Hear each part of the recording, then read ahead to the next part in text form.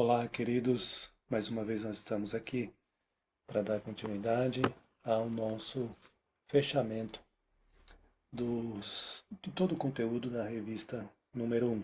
Então, eu estou chamando aqui de revista 1, parte 2, revisão geral.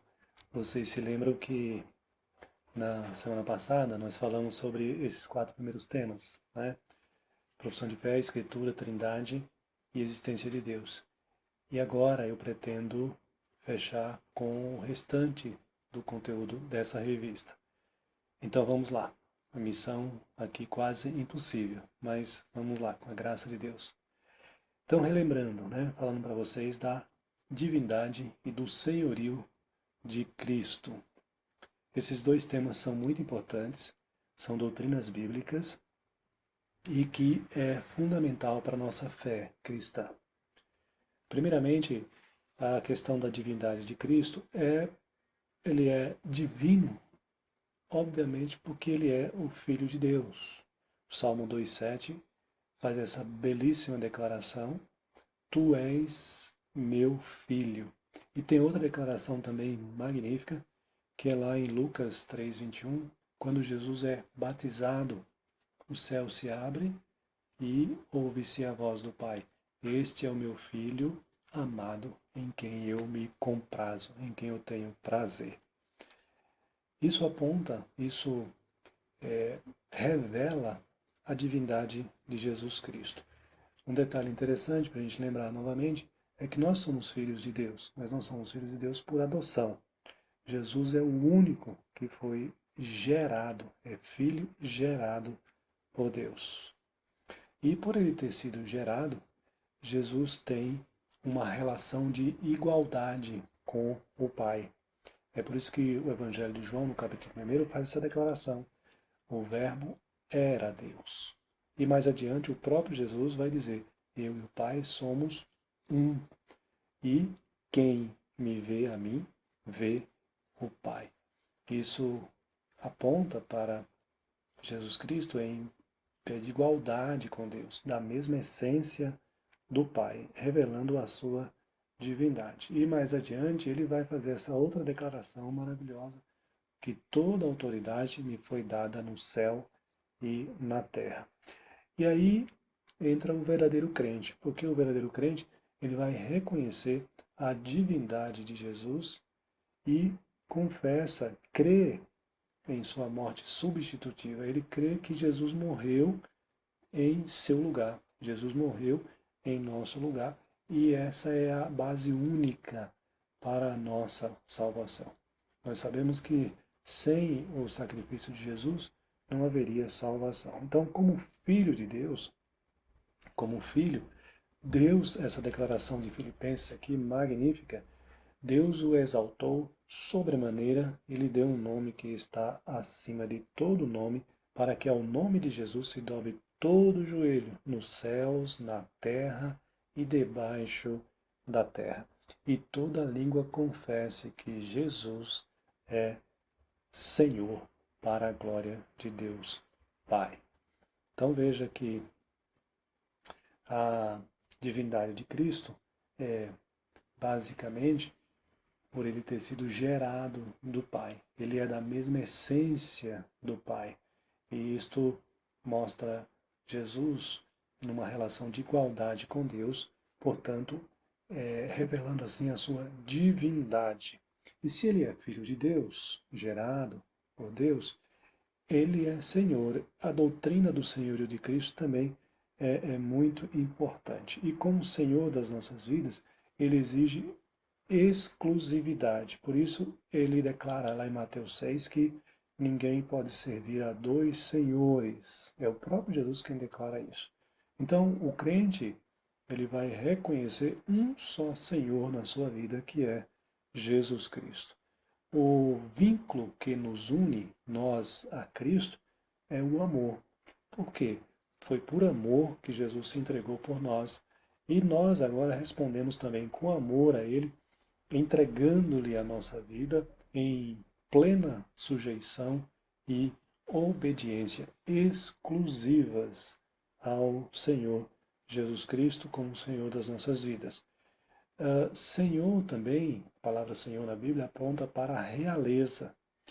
Tem o livro de Apocalipse, vai fazer essa declaração também, que é muito bonita a respeito de Jesus, dizendo que ele tem no seu manto e na sua coxa um nome escrito, o Rei dos Reis e Senhor dos Senhores. Então, Jesus Cristo, ele é divino e ele é Senhor.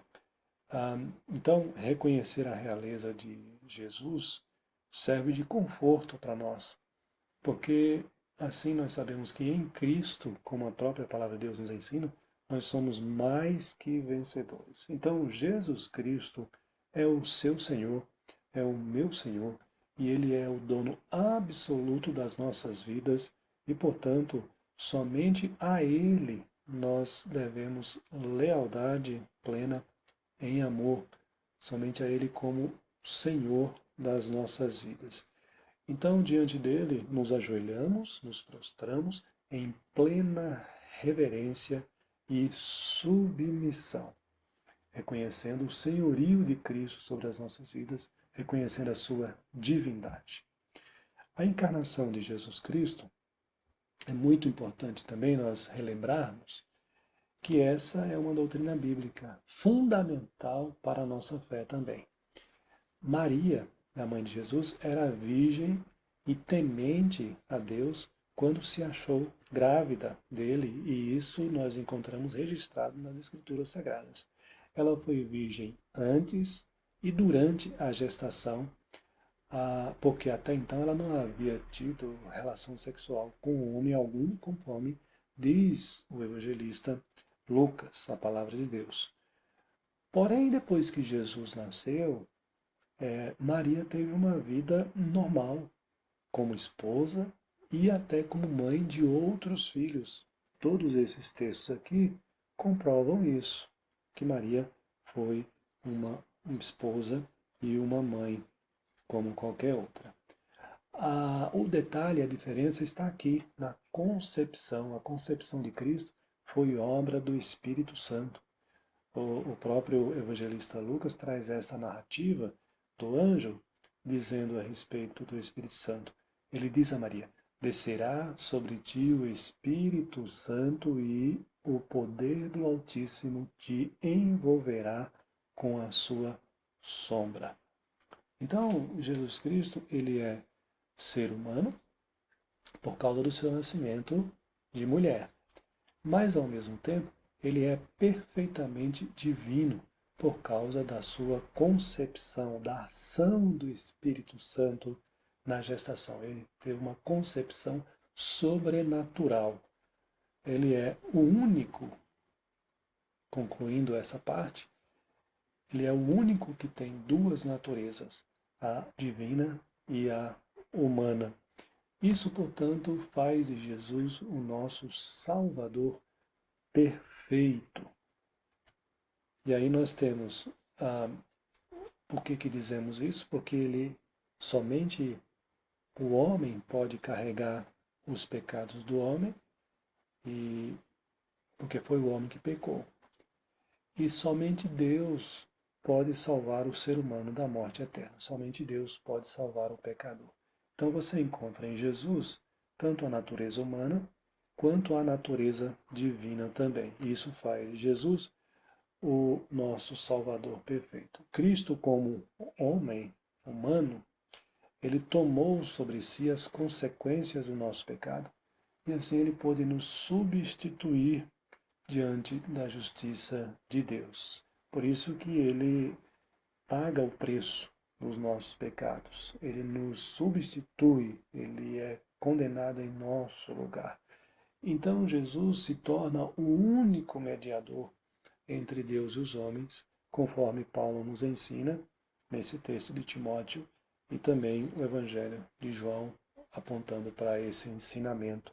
Cristo é o único mediador e ninguém mais pode mediar a nossa pessoa, a nossa vida com Deus, entre nós e Deus, a não ser o Senhor Jesus Cristo.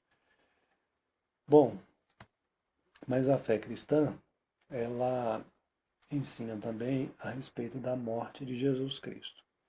E como a fé cristã ela está baseada em fatos verificáveis, como por exemplo aqui, a Bíblia narra Pilatos e narra Jesus Cristo.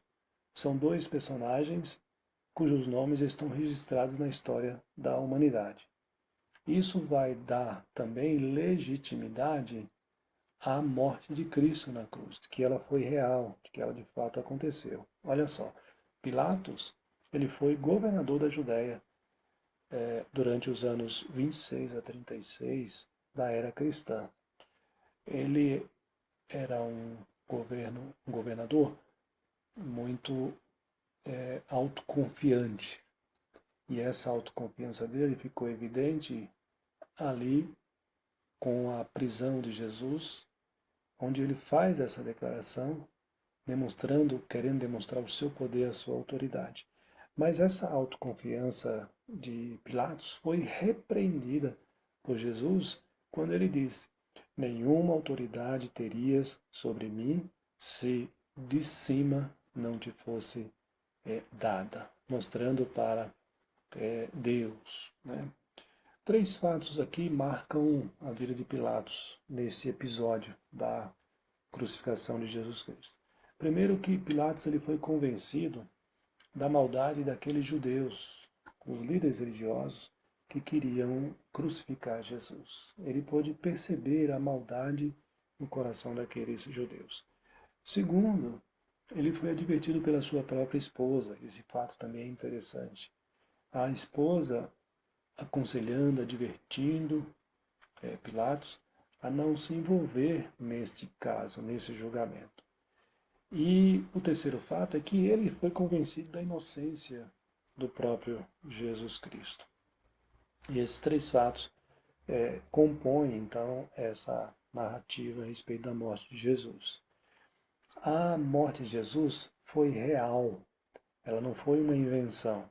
Ela foi comprovada pelo testemunho dos soldados romanos, soldados que foram enviados pelo governo romano para garantir a morte do crucificado. Eles testemunharam a morte de Jesus Cristo.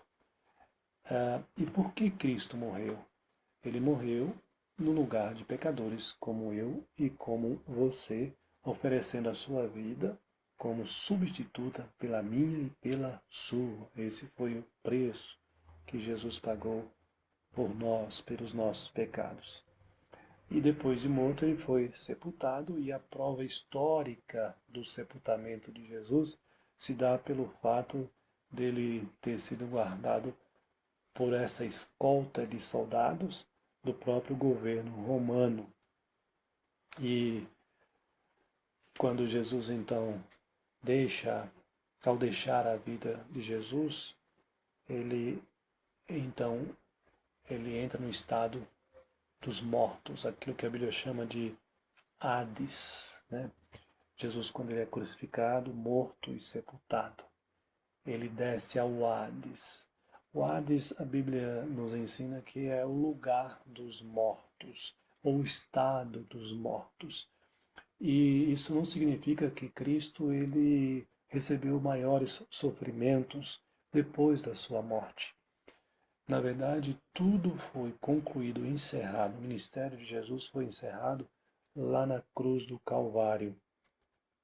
E depois disso vem a ressurreição, conforme já havia sido prometida pelo próprio Jesus Cristo. E a ressurreição, ela é fundamental também para a nossa fé, a fé bíblica, a fé cristã. Por quê?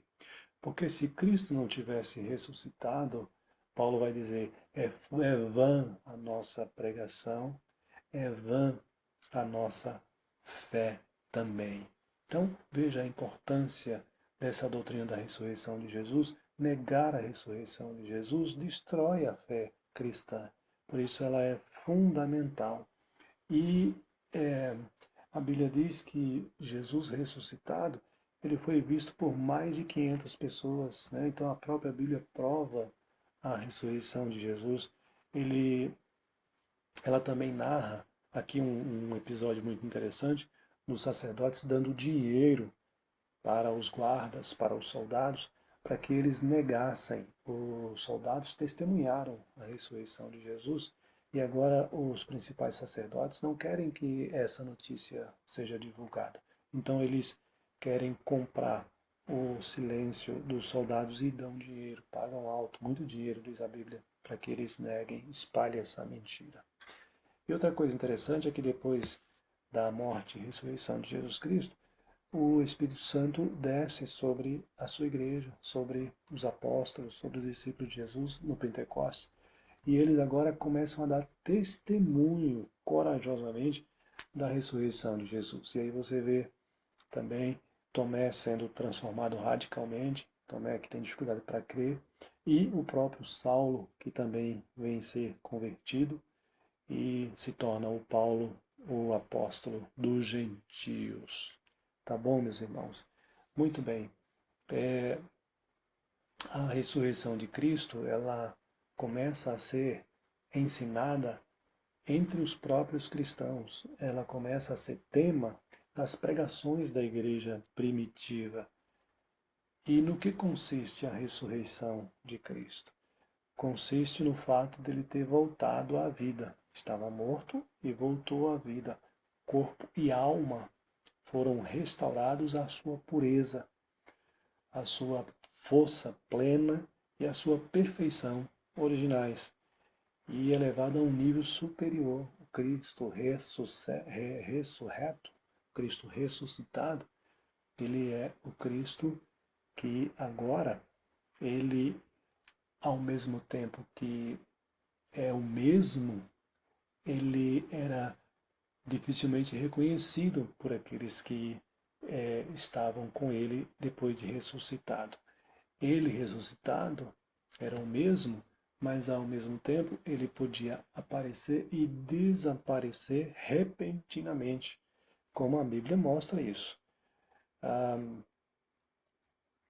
E a ressurreição de Cristo é muito importante para nós cristãos, porque ela também é a garantia da nossa própria ressurreição também no último dia e em glória. Cristo agora, depois de ressuscitado, o próximo passo é ele ser assunto aos céus, ele voltar à presença do Pai, e a ascensão encerra o ministério terreno de Jesus, porque depois de ressuscitado, ele ainda andou com os discípulos, ensinou aos discípulos. E essa ascensão de Jesus, essa volta de Jesus para a presença de Deus Pai, foi corpórea, né? Ele voltou carregando a nossa natureza, ele continua sendo homem. E isso mostra que o céu é uma habitação, um lugar sólido, porque Jesus não volta à presença de Deus neste momento da ascensão apenas em espírito, ele volta também com o seu corpo. E por que foi necessária a ascensão? Algumas coisas importantes aqui. A ascensão de Jesus foi importante para ele apresentar o sacrifício dele ao Pai, o sacrifício que ele fez por nós, ele apresentou diante do Pai, como concluído a sua missão. É importante a ascensão porque, junto ao Pai, ele intercede por nós, representando-nos, inclusive, com o seu corpo, com a sua natureza humana. Ele volta ao Pai também para enviar o Espírito Santo. Ele volta ao Pai, ele mesmo diz isso, para nos preparar um lugar no céu. E a necessidade também da ascensão foi para demonstrar a realidade também da nossa entrada nos céus e para conceder dons também aos homens. Então Jesus Cristo volta ao Pai e ele, na presença do Pai, ele envia o Espírito Santo e envia dons também aos homens para capacitá-los para o crescimento da sua igreja.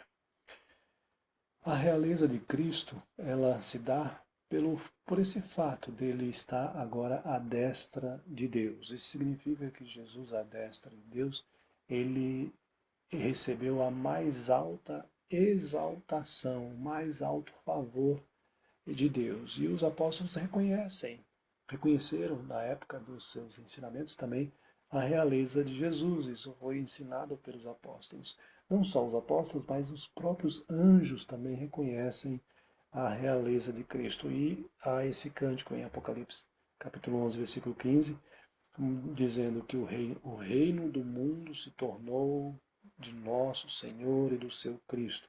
Ele reinará pelos séculos dos séculos. Esse é um cântico celestial, um cântico angelical. Então, como rei, que é o nosso Senhor Jesus Cristo, ele agora governa e protege a sua igreja na terra, que somos nós. E agora nós estamos aguardando a sua volta prometida. Essa é a maior esperança nossa como crentes, a segunda volta de Cristo. E por que nós esperamos com tanta certeza? Porque a Bíblia nos dá essa garantia. Ela nos dá a certeza da segunda vinda de Cristo. Todos esses textos que estão aí, que você pode depois ver com calma, eles trazem essa promessa para o que crer nele. Então, nós aguardamos com segurança a volta de Jesus. A Bíblia não diz quando ele vai voltar, mas ela diz como ele vai voltar. A sua vinda será pessoal, é o próprio Cristo, a pessoa de Jesus Cristo que voltará, será física, será visível a todos. A Bíblia revela isso. E ele voltará não mais como servo, ele voltará como rei, será gloriosa a vinda de Jesus. E a vinda de Jesus, a segunda vinda de Jesus ao mundo, ela culmina com o fim do mundo. Quando Jesus voltar, a Bíblia relata que este dia da volta de Jesus será o último dia dessa existência terrena, ou da existência terrena. Então, na volta de Jesus, haverá uma sequência desses eventos. Primeiro, ele voltará, depois haverá a ressurreição geral. E por que ressurreição geral? Porque serão ressuscitados os que irão para a vida eterna e os que serão condenados à morte eterna. Depois que todos forem ressuscitados, serão colocados diante do tribunal do Senhor, que é mostrado na Bíblia, ensinado como o juízo final. E depois disso, então, haverá a distribuição de galardões para aqueles que creem em Jesus Cristo. Esses eventos todos, então, culminando com a volta de Jesus e o fim do mundo. Foi isso que nós estudamos durante todo o tempo nessa revista de número 1, não é? Que eu mostrei para vocês lá no início. Todo esse apanhado que eu fiz aqui na aula da semana passada e agora nesta aula também. E o objetivo meu é relembrar a você que estudou todas essas lições, relembrar esses pontos para deixar firmado na sua mente e também no seu coração. São assuntos extremamente importantes para a sua fé, para o seu crescimento espiritual. Que Deus esteja reavivando esses ensinamentos na sua memória e aplicando, o Espírito Santo esteja aplicando no seu coração, na sua vida, através da sua fé, você possa estar sendo fortalecido em todas essas doutrinas, em todos esses ensinamentos. Que Deus abençoe, que Deus fortaleça a sua fé cada dia mais.